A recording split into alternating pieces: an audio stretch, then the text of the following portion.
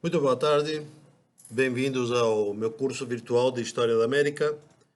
Estamos agora na nossa aula número 9, parte 1. Nós vamos falar nesta aula sobre a organização político-jurisdicional e administrativa da, da América Espanhola, né?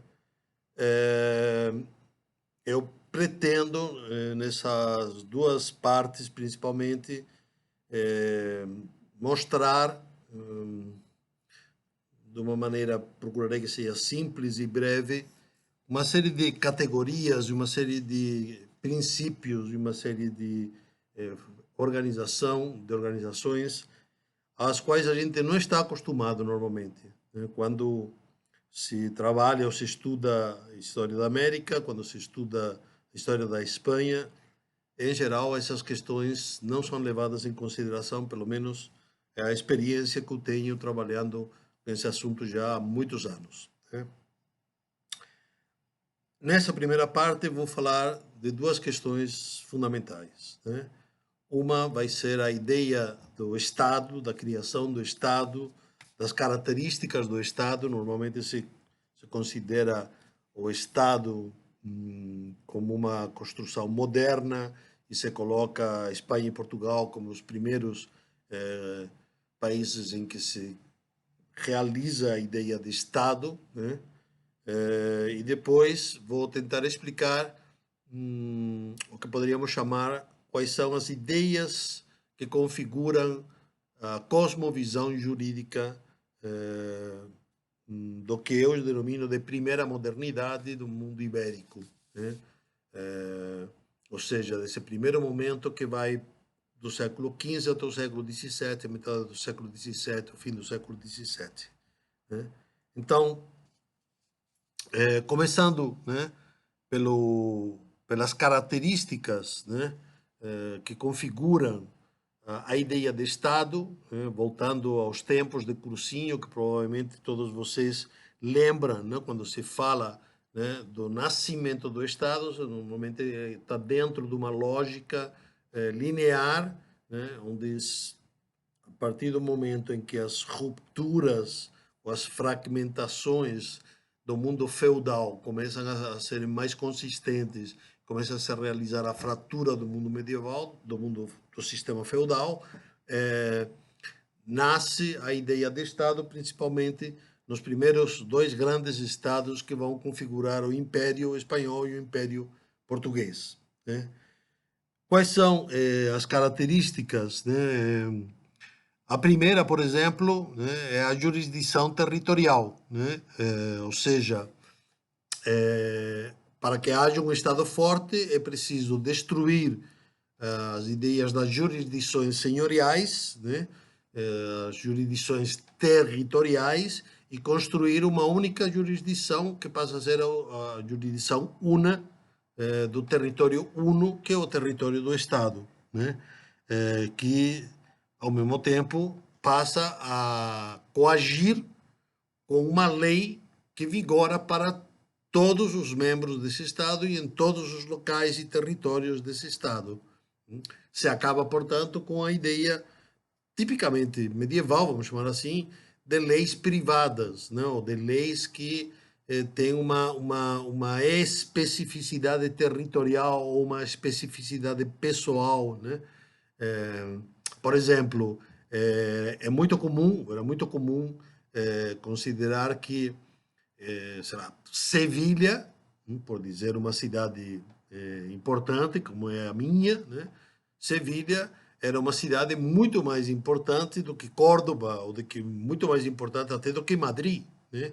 Que Madrid poderia ser a capital, mas na verdade todo o tráfico, toda a riqueza, tudo vai e vem do Império Espanhol com relação à América se dava por Sevilha, né? Então, que houvesse leis específicas para Sevilha e os sevilhanos era a coisa mais normal do mundo. Diferente das leis, por exemplo, dos foros próprios dos vascos, por exemplo, no norte da Espanha, que mantém esses foros e essas leis privilegiadas são leis privadas. O privilégio é uma lei privada, né? Mantém até hoje. Ainda Navarra fala dos seus foros e requer e exige os seus foros e eles são respeitados normalmente, né? Então, o que caracteriza o Estado, né? Volto a insistir nessa ideia, então, é uma ideia de jurisdição única, uma jurisdição territorial e universal sobre todo o território, por oposição às jurisdições senhoriais, locais e territoriais, né? A ideia de uma lei única que se aplica de forma igual para todos os cidadãos, embora naquela época ainda não são cidadãos, para todos os súditos, né? E em todos os locais da mesma forma, né? Depois,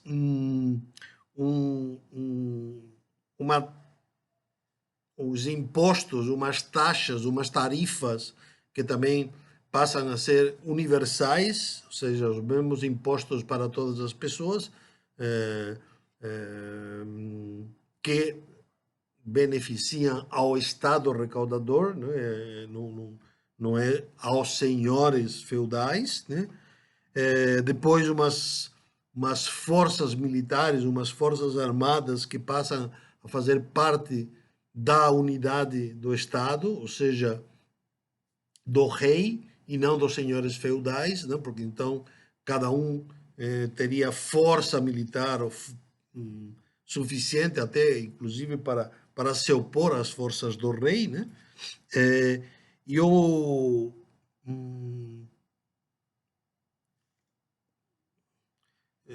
última coisa, assim, poderíamos caracterizar o Estado como uma língua comum, uma economia comum, uma moeda comum para todas as unidades e todos os membros, todos os súditos desse mesmo Estado, né? Então, resumindo, né, jurisdição única, legislação universal e única, moeda única, língua única e exército único, né? Então, tudo isso configura o que conhecemos hoje com a ideia de Estado, né? Claro, não estou falando do Estado já mais moderno, mais contemporâneo, que tem uns traços weberianos, né? De racionalidade, de instrumentalização, que eu não vou entrar agora nessa porque são mais próprios do século XIX. Estou falando de quando se fala da criação do Estado, quando se fala do Estado próprio do século XVII. Né? E quando no debate sobre a colonização e no debate sobre a América, se fala, por exemplo, do Estado português ou do Estado espanhol, com uma tranquilidade enorme, né? Como se existisse Estado português ou Estado espanhol no século XVII. Então, do meu ponto de vista, isto não existe. Isto é uma abstração feita por historiadores, né? Que está na base da discussão sobre, por exemplo, a centralidade e a periferia, o centro e a periferia, né? Se existia um centro, que seria o Estado português e uma periferia que seríamos nós aqui, e então haveria uma hegemonia por meio da qual se imporia a lei, uma lei única, e aí depois então vai começar uma outra historiografia a dizer que não é bem assim, que aqui haveria uma espécie de antigo regime nos trópicos, né? Então, por causa de estar muito longe, né, da metrópole, então aqui a lei se aplicaria de uma forma diferente e tal, mas na verdade haveria sempre o controle do Estado único lá português, né? Tudo isto me parece assim razoável, pode ser possível, mas eu não acredito que seja verdadeiro. Não me parece que seja essa a configuração própria, né, das coroas de Portugal e a coroa de Castela no século XVI, no século XVII e ainda metade do século XVIII, né? Essas características do Estado não se encontram, né, em Portugal, na Espanha e na América Portuguesa e na América Espanhola, nesse período. vou dizer agora o que me parece que é a característica, desculpem, a característica mais importante, ou as características mais importantes dessa mesma realidade. Então, começando principalmente pela ideia de jurisdição, né? Então, o que está na base da ideia da jurisdição nessa primeira modernidade ibérica é o que poderíamos chamar daquele antigo adágio, né, de que adágio porque vem do direito romano, de que a justiça consiste em dar a cada um o que é seu, né? Como diz Antônio Manuel Espanha, existe uma cosmovisão jurídica muito peculiar e muito diferente que pouco ou nada tem a ver, né, com a visão jurídica contemporânea e que é preciso ter em conta para não incorrer no delito de anacronismo que muitos historiadores, né, dessa historiografia dominante incorrem. O que significa dar a cada um o que é seu? Significa o seguinte: primeiro, existe uma ordenação prévia onde cada um já está no seu devido lugar, né? E essa ordenação prévia é uma ordenação cósmica, é uma ordenação da ordem da criação divina, ou seja, estamos falando de que existe uma lei natural, né? Entendendo por lei natural não um código, né? No estilo, por exemplo, do que na tradição bíblica judaico-cristã se conhece como os 10 mandamentos. Não se trata disso, né? Lei no sentido de ordenação, no sentido de configuração da realidade, configuração da natureza. Todas as coisas têm uma finalidade. Os animais, as plantas, os rios, os mares, os continentes e os homens e as mulheres têm uma finalidade. Essa finalidade está dada pela sua natureza e essa natureza está dada por Deus na sua criação. Por isso que se fala de lei natural, lei da natureza. Mas volto a dizer, lei como ordenação, como ordenamento. Então, a partir dessa visão, a justiça, que é a principal qualidade divina, também passa a ser a principal qualidade do rei, né? O rei não tem como finalidade principal, né, fazer leis, como se o rei fosse uma espécie de um primitivo executivo, né? Teríamos um poder executivo cuja missão na vida é fazer leis, né? E aí teríamos um poder judicial ou judiciário que seria julgar. E aí teríamos. Isso é Montesquieu, isso é o que acontece agora. Perfeito.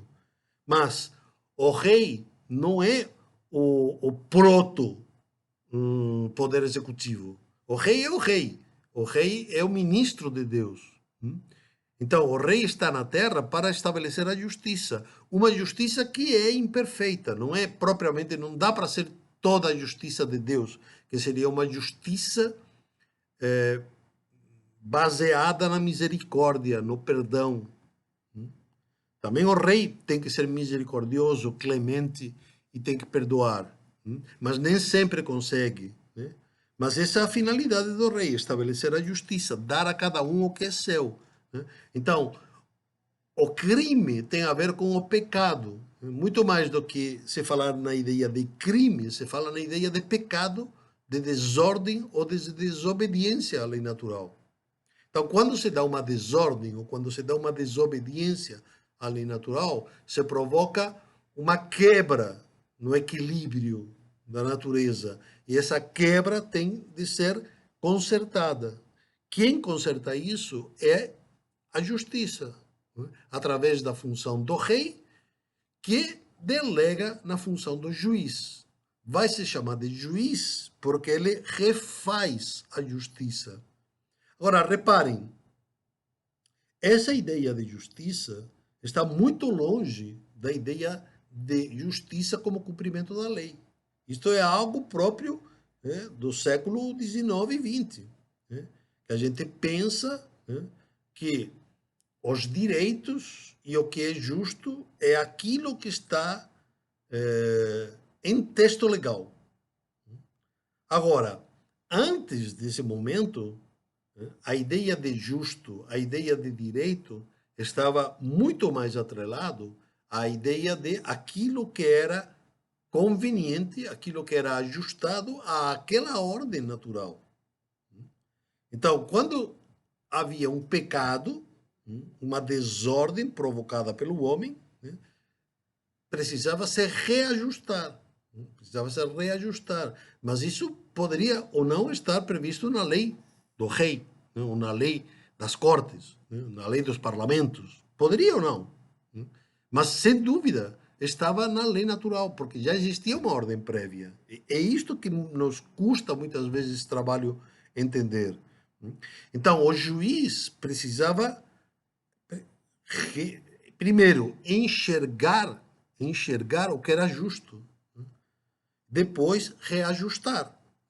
Agora, como é que se enxerga o que é justo? Como é que se enxerga o que é apropriado à justiça? Como é que se enxerga o que é de cada um? Então, primeiro, requisito fundamental, que muitas vezes a gente também não entende mesmo, para que o rei ou para que o juiz possa estabelecer, possa restabelecer a justiça, ele próprio precisa ser justo. Então, só um homem justo enxerga o que é justo. Isto tem a ver com aquela lógica de vícios e virtudes que eu expliquei para vocês já. Não se enxerga a justiça do caso concreto simplesmente pela consideração da lei. Porque quando você considera a lei, se você for uma pessoa injusta, se você for uma pessoa incorreta, se você for uma pessoa corrupta, você vai interpretar a lei do jeito que te interessa. E pronto. Então, não é a lei que dá o parâmetro da justiça, é a própria justiça, a própria virtude que está entranhada na pessoa, no juiz. Ela, sendo justa, enxerga o que é justo, o que deveria ser justo nas outras relações. Ao mesmo tempo, também é um parâmetro os costumes, não propriamente a lei. A lei é, vamos dizer assim, o texto escrito dos costumes. Porque o que é um costume? Um costume é um hábito, e um hábito é uma sucessão, uma repetição de atos virtuosos. Então, um costume é um hábito social. É um hábito social que foi sendo criado ao longo do tempo, muitas vezes mais de 100 anos. Às vezes você precisava 100 anos para a criação de um costume, para que o costume fosse efetivo, fosse realmente vivido, fosse entendido como aceito e vivido pela maioria do povo. Então, se a maioria do povo reconhecia e vivia um costume determinado, era porque aquele costume era ajustado. E a coisa era tão forte, esse entendimento era tão forte, de que se entendia que uma lei nova, mesmo uma lei nova feita e escrita e publicada pelo rei, ela não entrava em vigor se a população não a recebia, se a população não passava a vivê-la. Ou seja, essa ideia que nós temos hoje, de que uma lei que passa no Congresso, e que é publicada no Diário Oficial, então entra em vigor imediatamente, independentemente de que seja vivida ou não pela sociedade, isso não acontecia naquela época. Pelo contrário, podia ser uma lei nova, por exemplo, vou dar um caso concreto, que eu tenho um trabalho sobre isso daí, é um trabalho que eu fiz junto com o meu amigo e meu colega de História da América, Zeron, Carlos Alberto Zeron, professor da USP, que nós trabalhamos a apologia pro paulistas. Vocês podem procurar na internet e vão encontrar esse artigo. Inclusive, nós traduzimos o texto da Apologia Pro-Paulista e traduzimos para o português e depois fizemos artigos sobre a matéria, né? Então, lá no texto da Apologia Pro-Paulistas, que é um texto escrito a finais do século XVII, por jesuítas que vêm para a capitania de São para a capitania de São Vicente, para São Paulo, para a cidade de São Paulo, para ver se os paulistas deveriam ou não continuar sendo excomungados, porque eles foram excomungados em 1640, né, quando os paulistas, né, todos expulsaram os jesuítas do colégio e expulsaram da vila, né, então houve uma excomunhão por parte da igreja. Posteriormente, né, 30, 40 anos depois, vão vir outros jesuítas para analisar e estudar o assunto. Se se pode ou não levantar essa excomunhão, e vão resolver que sim, se pode levantar a excomunhão. Agora, o que é importante é que o fundamento que esses jesuítas dão para fundamentar essa decisão é que a lei que proibia a escravidão dos indígenas não podia ser aplicada em São Paulo. Sabem por quê? Porque São Paulo nunca obedeceu essa lei, nunca viveu essa lei. Essa lei que, noutras capitanias, sim foi obedecida, nunca teve aceitação por parte da população. E, portanto, isso que me interessa, portanto, não precisa ser obedecida. Isso significa o quê? Significa um critério jurídico que vem do século XI, do século XII, né, das decretais, da época do direito canônico, de que uma lei nova não entra em vigor se o povo não a recebe.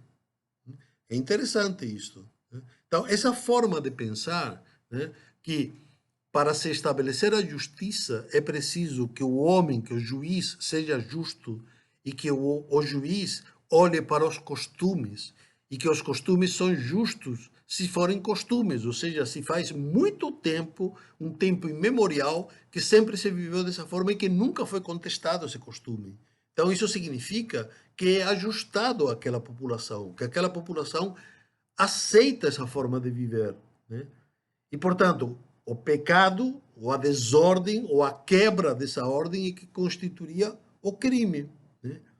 Claro, essa forma de viver, esses costumes, naquele momento histórico, eram costumes cristãos.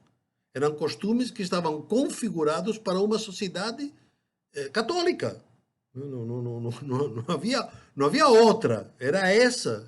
Eram esses costumes que eram tanto religiosos como jurídicos, como morais, né?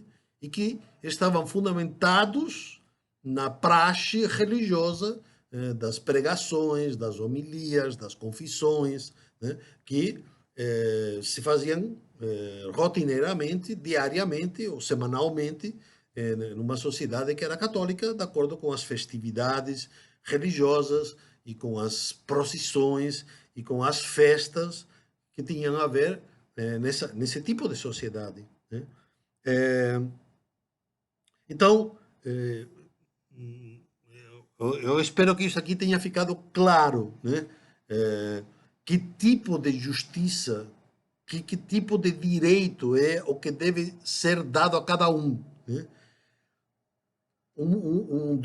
Duas questões importantes a mais que também não se entendem.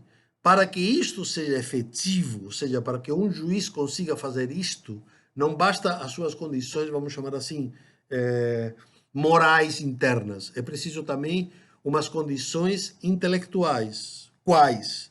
A prudência e o arbítrio. Quer dizer, a prudência é aquela virtude intelectual, porque a prudência está no intelecto, não é? Isso vem desde os gregos, né? A prudência é a virtude que permite que a pessoa acerte a medida, acerte a dose, né? Uma pessoa prudente é uma pessoa que não excede nem por mais, nem por menos. É uma pessoa moderada, é uma pessoa temperada. Essas são outras qualidades, outras virtudes. É uma pessoa que sabe dar o que é seu para cada um, né? Agora, isso não está previamente definido numa lei. Isso está incorporado numa relação, num caso jurídico, num processo, numa circunstância. O juiz tem que estar junto com o processo, junto com o caso jurídico, para ver e sentir e criar, às vezes, o que é justo. Ele precisa, por isso que ele é prudente. Né? E para ser prudente, ele precisa ser um homem que habitualmente acerta a medida.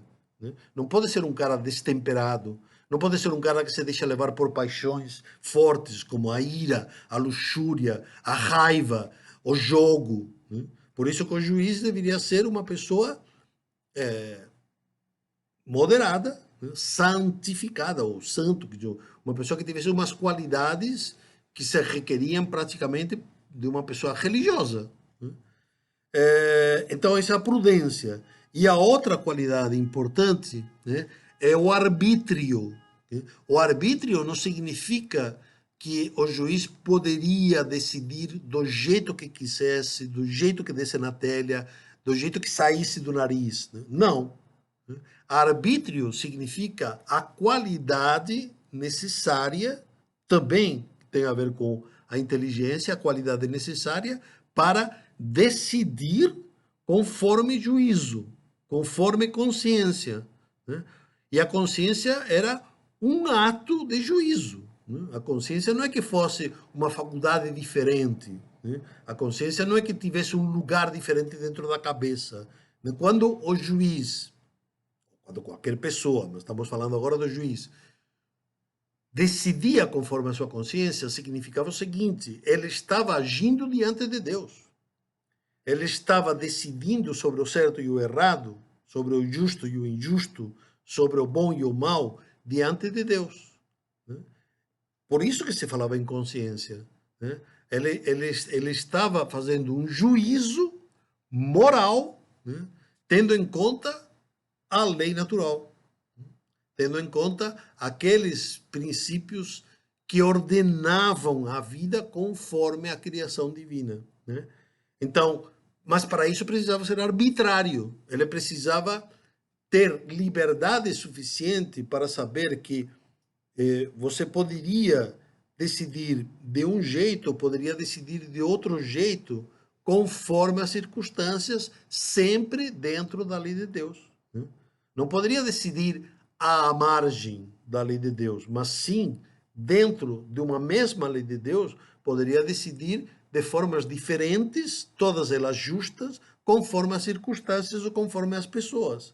Para dar um caso concreto, para que isso aqui não fique abstrato, né? Quer dizer, uma punição. Então, a pessoa, né, eu estudei casos onde uma mãe chega e diz para o juiz que, de fato, o seu filho cometeu o crime.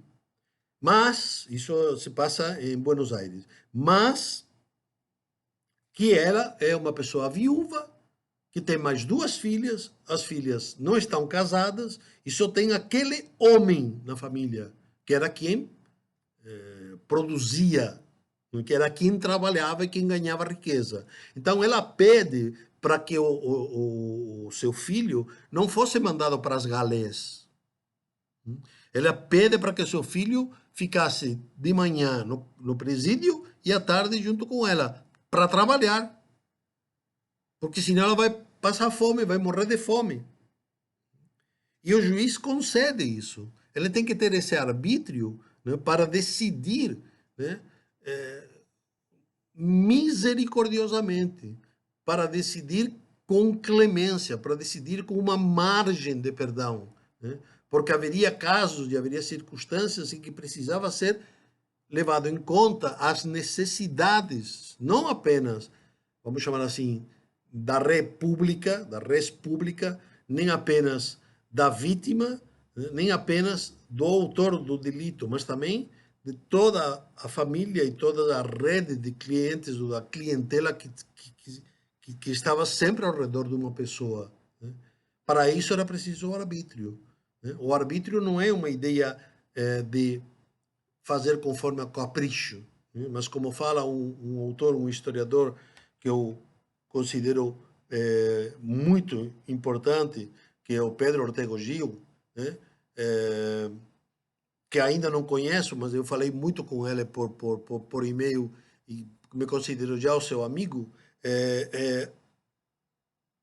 o arbítrio é decidir conforme o direito e conforme o justo. Nesse sentido, é um arbítrio regrado, conforme o direito. Não propriamente conforme a lei, conforme o direito. E o direito é não aquilo que é de acordo com a lei, mas aquilo que é justo no caso concreto. Então, essas eram as ideias que eu queria falar agora nessa primeira parte. Depois, na segunda parte, vou entrar mais detalhadamente na configuração política e administrativa da monarquia espanhola e da América, né? E com isto, me parece que esses critérios, essas características que eu falei agora mesmo nessa parte, eram muito importantes para ter uma cosmovisão geral da problemática. Muito boa tarde.